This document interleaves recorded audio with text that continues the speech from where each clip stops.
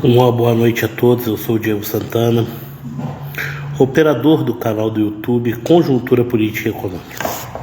Se inscreva no canal, se você ainda não é inscrito, e aperte os sinos para receber as notificações.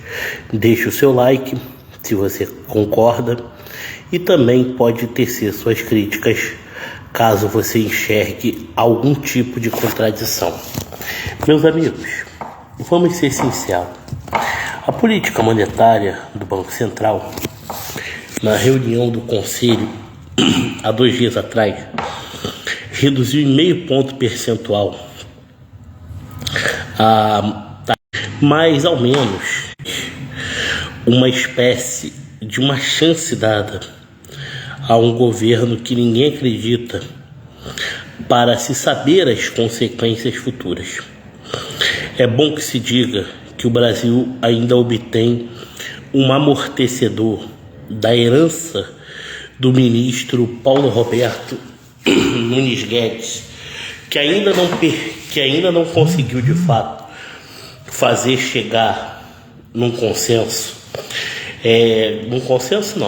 Não conseguiu fazer chegar os problemas gravíssimos que a esquerda progressista comete contra a economia. Mas o Banco Central já deu um alerta falando sobre uma possível recessão. Então, acredito eu o seguinte, que essa queda na taxa de juros é apenas de curto prazo, para evitar cenários ainda piores e estarrecedores do que o já esperado.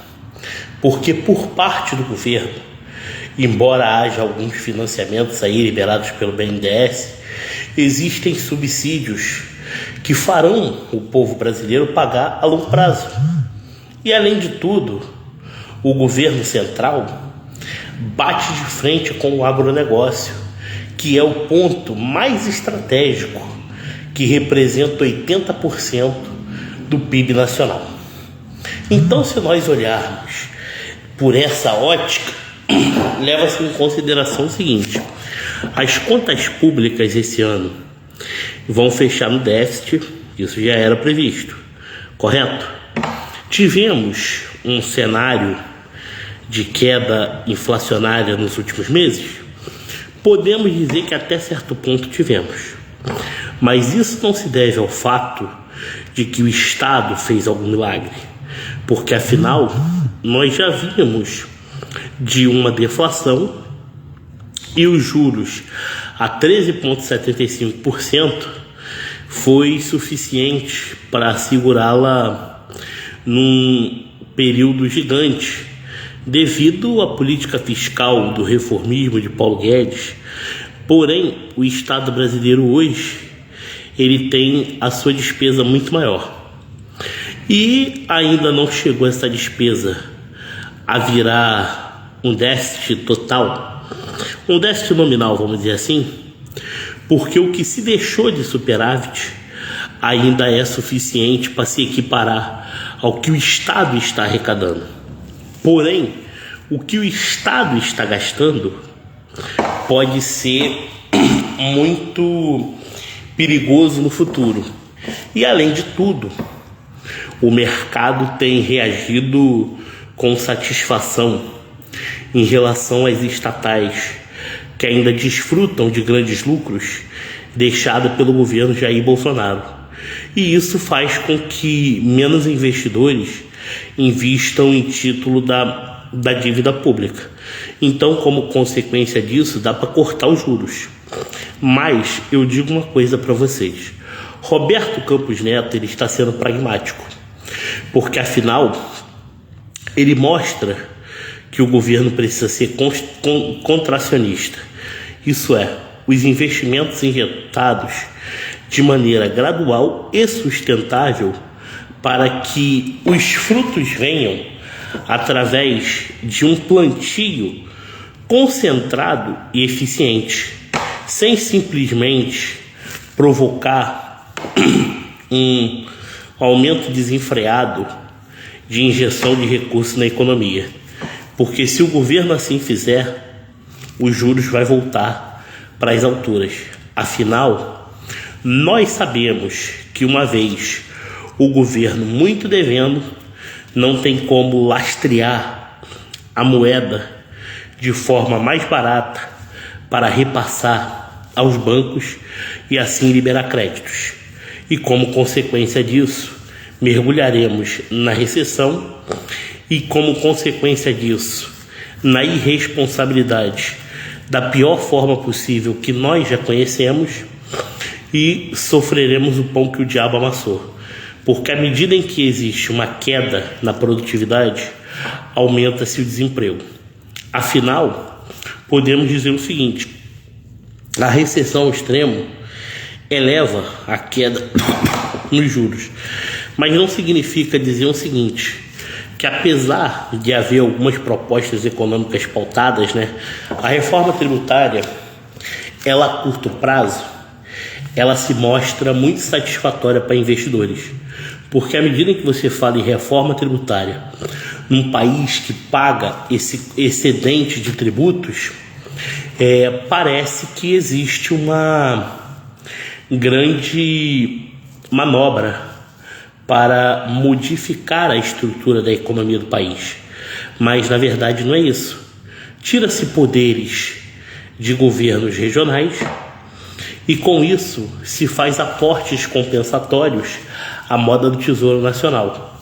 E além de tudo, o Tesouro deixará de arrecadar inúmeros recursos que são fundamentais para o pagamento do adimplemento das dívidas junto à União. E como consequência disso, à medida em que existe uma confederação pelo avesso, devido às oposições que existem na maioria das regiões do país entre prefeituras e estados, acredito que o governo esteja armando para que esses governadores não cumpram suas metas fiscais e dar anistia a estados como Piauí, Bahia e Rio Grande do Norte e outros agregados. E além de tudo, não cobrar deles a responsabilidade fiscal, apenas punir entes federativos sob discurso de que os mesmos não querem dialogar com o governo federal.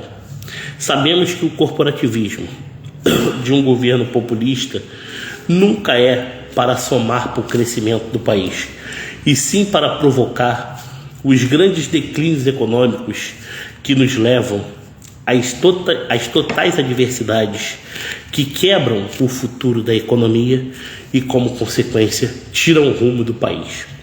Os juros baixaram, mas o cenário econômico do futuro, alguns podem até dizer que caia 1,25%. Porém, existe uma coisa: a projeção do crescimento chegará próximo de 2%? E qual é o mecanismo para que o governo assim faça? Já sei, colher os frutos daquilo que se tem esboçado pelo governo que lhe antecedeu com o liberalismo econômico.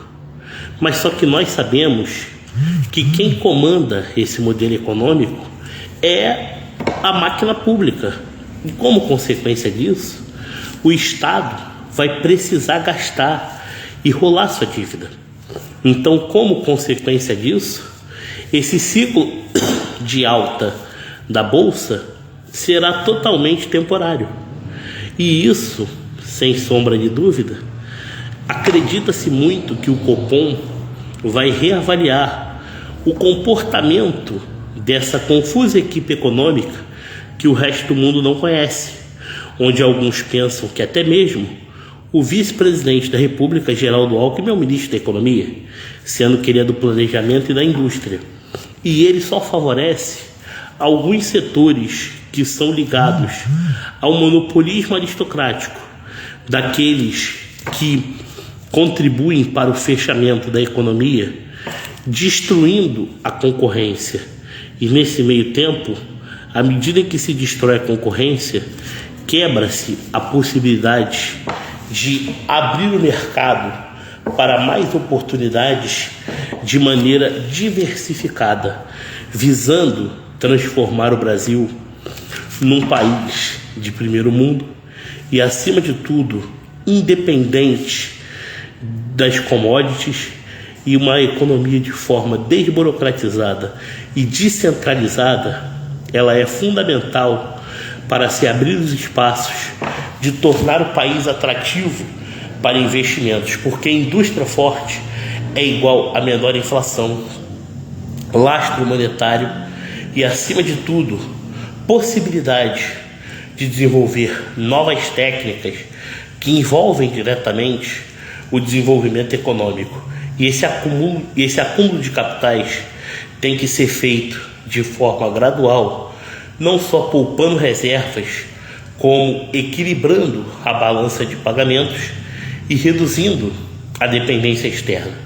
Mas o que esse governo está fazendo é, a curto prazo, cortando os juros para que o capital externo invista no país, nas rendas variáveis, isso daí é natural, mas em compensação dá-se uma contrapartida do baixo risco que é de não se receber do Tesouro Nacional, que na verdade mas com toda certeza, para recuperar dólares perdidos pelas suas irresponsabilidades, será manipulando os juros e jogando para cima num período o qual a crise começar a bater, junto com o ataque especulativo e a desenfreada inflação. Afinal, essa nova reforma tributária, ela vai encarecer os produtos que passam na inspeção federal e, acima de tudo, as notas fiscais ficarão cada vez mais burocráticas, e isso pode mexer diretamente nas alíquotas dos impostos de renda, que, como consequência disso, sufocarão as classes que consomem nesse país e fomentam a atividade econômica e comercial de todas as regiões. Isso não potencializa a economia. Isso cria uma expectativa de curto prazo, onde se tem um pequeno salto de 0,5%, no máximo 1%, mas em compensação causa-se a longo prazo um desequilíbrio e uma falta de rumo sem tamanho. Logo, existe aquele tipo de coisa. A desaceleração da economia está sendo comparada com o ano passado. E tudo que se teve no ano passado, esse ano teve uma queda significativa, devido ao aumento da despesa pública e, como consequência disso, dos juros ainda muito altos, para que se possa financiar empreendimentos de tanta importância e, além de tudo, da insegurança fiscal por parte do governo. Todos esses fatores geram recessão e, como consequência disso, a deflação que é pressionada pela recessão acaba fazendo com que temporariamente se abaixem os juros, mas com um grande ciclo de alta, dependendo daquilo que se comporta o mercado a longo prazo, porque é natural que quando as ações caiam, hajam alguns investidores que comprem ela mais barata, mas como consequência disso, nós sabemos que isso funciona de forma artificial.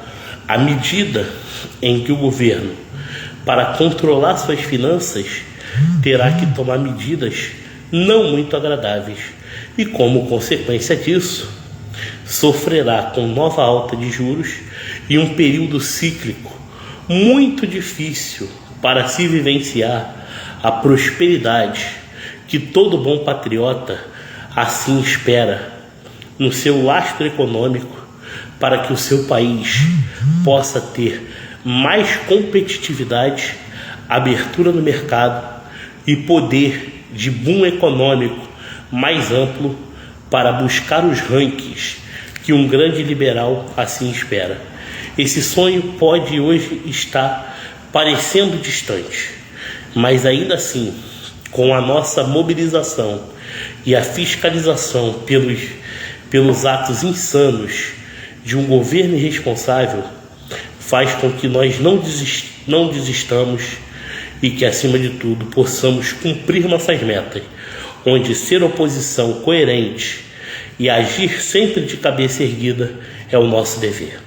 Um abraço a todos, uma boa noite, conjuntura política e econômica, o seu canal conservador, e até o próximo vídeo.